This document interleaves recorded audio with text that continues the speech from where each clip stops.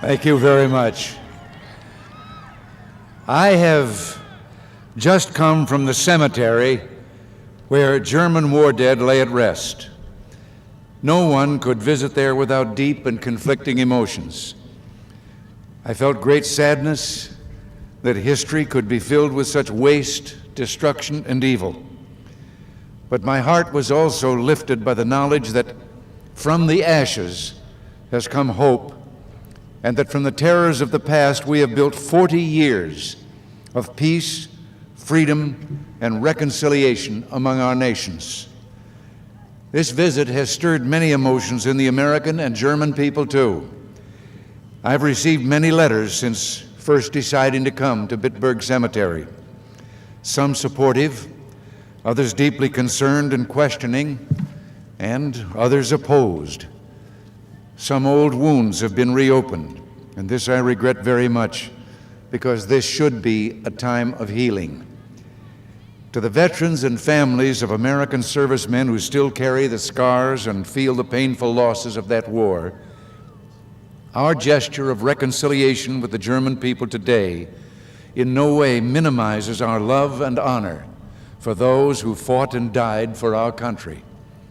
They gave their lives to rescue freedom in its darkest hour. The alliance of democratic nations that guards the freedom of millions in Europe and America today stands as living testimony that their noble sacrifice was not in vain. No, their sacrifice was not in vain. I have to tell you that nothing will ever fill me with greater hope than the sight of two former war heroes who met today at the Bitburg ceremony, each among the bravest of the brave, each an enemy of the other 40 years ago, each a witness to the horrors of war. But today they came together, American and German, General Matthew B. Ridgway and General Johannes Steinhoff, reconciled and united for freedom. They reached over the graves to one another like brothers and grasped their hands in peace.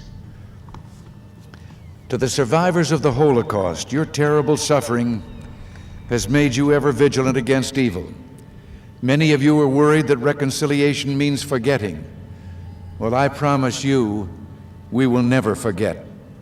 I have just come this morning from Bergen-Belsen, where the horror of that terrible crime, the Holocaust, was forever burned upon my memory. No, we will never forget. And we say with the victims of that Holocaust, never again. The war against one man's totalitarian dictatorship was not like other wars. The evil war of Nazism turned all values upside down. Nevertheless, we can mourn the German war dead today as human beings crushed by a vicious ideology. There are over 2,000 buried in Bitburg Cemetery. Among them are 48 members of the SS. The crimes of the SS must rank among the most heinous in human history. But others buried there were simply soldiers in the German army. How many were fanatical followers of a dictator and willfully carried out his cruel orders? And how many were conscripts forced into service during the death throes of the Nazi war machine? We do not know. Many, however, we know from the dates on their tombstones were only teenagers at the time.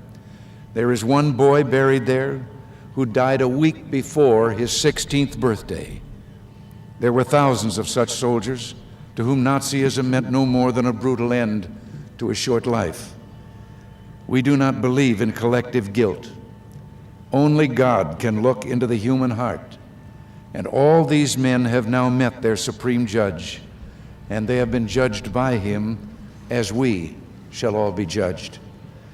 Our duty today is to mourn the human wreckage of totalitarianism, and today in Bitburg Cemetery, we commemorated the potential good and humanity that was consumed back then 40 years ago. Perhaps if that 15-year-old soldier had lived, he would have joined his fellow countrymen in building this new democratic Federal Republic of Germany, devoted to human dignity and the defense of freedom that we celebrate today. Or perhaps his children or his grandchildren might be among you here today at the Bitburg Air Base, where new generations of Germans and Americans join together in friendship and common cause, dedicating their lives to preserving peace and guarding the security of the free world. Too often in the past, each war only planted the seeds of the next. We celebrate today the reconciliation between our two nations that has liberated us from that cycle of destruction. Look at what together we've accomplished. We who were enemies are now friends. We who were bitter adversaries are now the strongest of allies. In the place of fear, we've sown trust, and out of the ruins of war has blossomed an enduring peace. Tens of thousands of Americans have served in this town over the years. As the mayor of Bitburg has said, in that time there have been some 6,000 marriages between Germans and Americans, and many thousands of children have come from these unions. This is the real symbol of our future together, a future to be filled with hope, friendship, and freedom. The hope that we see now could sometimes even be glimpsed in the darkest days of the war. I'm thinking of one special story, that of a mother and her young son living alone in a modest cottage in the middle of the woods.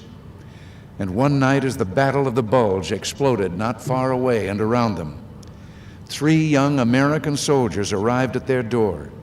They were standing there in the snow, lost behind enemy lines. All were frostbitten. One was badly wounded. Even though sheltering the enemy was punishable by death, she took them in and made them a supper with some of her last food. And then they heard another knock at the door, and this time 4 German soldiers stood there. The woman was afraid, but she quickly said with a firm voice, "There will be no shooting here." She made all the soldiers lay down their weapons, and they all joined in the makeshift meal. Heinz and Willie, it turned out, were only 16. The corporal was the oldest at 23. Their natural suspicion dissolved in the warmth and the comfort of the cottage. One of the Germans, a former medical student, tended the wounded American. But now listen to the rest of the story through the eyes of one who was there, now a grown man, but that young lad that had been her son. He said, the mother said grace. I noticed that there were tears in her eyes of war. Surely we allies in peacetime should honor the reconciliation of the last 40 years. To the people of Bitburg, our hosts and the hosts of our servicemen, like that generous woman 40 years ago, you make us feel very welcome. Vielen Dank.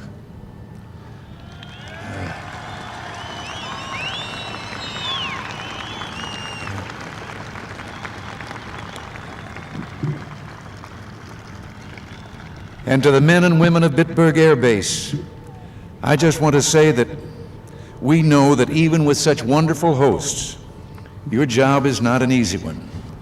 You serve around the clock, far from home, always ready to defend freedom. We're grateful, and we're very proud of you. 4 decades ago, we waged a great war to lift the darkness of evil from the world, to let men and women in this country and in every country live in the sunshine of liberty. Our victory was great, and the Federal Republic, Italy, and Japan are now in the community of free nations. But the struggle for freedom is not complete. For today, much of the world is still cast in totalitarian darkness. 22 years ago, President John F. Kennedy went to the Berlin Wall and proclaimed that he too was a Berliner. Well, today, freedom-loving people around the world must say, I am a Berliner. I am a Jew in a world still threatened by anti-Semitism. I am an Afghan, and I am a prisoner of the Gulag. I am a refugee in a crowded boat foundering off the coast of Vietnam. I am a Laotian, a Cambodian, a Cuban, and a Mosquito Indian in Nicaragua. I too am a potential victim of totalitarianism. The one lesson of World War II, the one lesson of Nazism, is that freedom must always be stronger than totalitarianism, and that good must always be stronger than evil. The moral measure of our two nations will be found in the resolve we show to preserve liberty, to protect life, and to honor and cherish all God's children. That is why the free, democratic Federal Republic of Germany is such a profound and hopeful testament to the human spirit. We cannot undo the crimes and wars of yesterday, nor call back the millions back to life.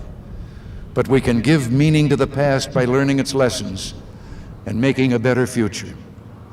We can let our pain drive us to greater efforts to heal humanity's suffering. Today I've traveled 220 miles from Bergen-Belsen, and I feel 40 years in time. With the lessons of the past firmly in our minds, we've turned a new, brighter page in history. One of the many who wrote me about this visit was a young woman who had recently been bat mitzvahed.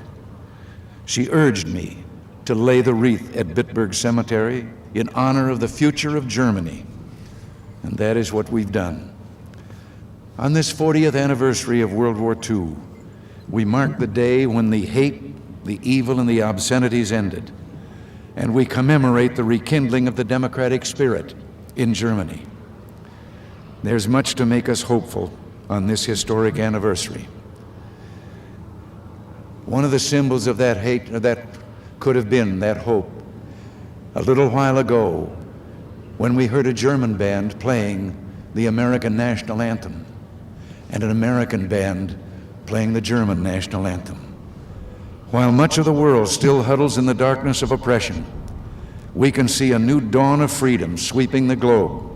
And we can see in the new democracies of Latin America, in the new economic freedoms and prosperity in Asia, in the slow movement toward peace in the Middle East, and in the strengthening alliance of democratic nations in Europe and America, that the light from that dawn is growing stronger. Together, let us gather in that light and walk out of the shadow. Let us live in peace. Thank you, and God bless you all.